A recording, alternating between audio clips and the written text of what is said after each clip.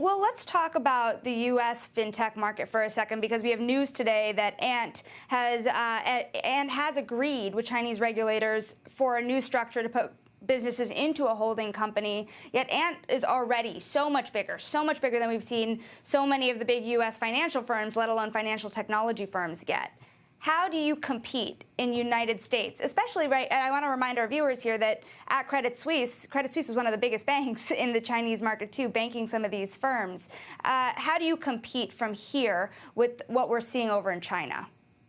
Well, I think it's a really good point. I think the model of having a large technology-enabled sort of up-and-coming business, and financial is a good example of that, is one that we think is a really appropriate model. And we think that that will spread to other parts of the world, including the US. So again, what did Ant Financial do? They basically harnessed technology in order to build a very powerful business that services its customers. We think the same thing, the same model should work here in the US, and that's basically what Exos is working to do.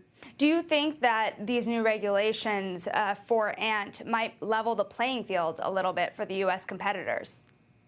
Yeah, I think, obviously we'll see how it all works out in the end in terms of, what alterations to their business model, what happens. They're still going to have a very powerful platform, no doubt. But I think ultimately the leveling is going to be the adoption of these modern technologies to the business. That's what's actually going to level the playing field.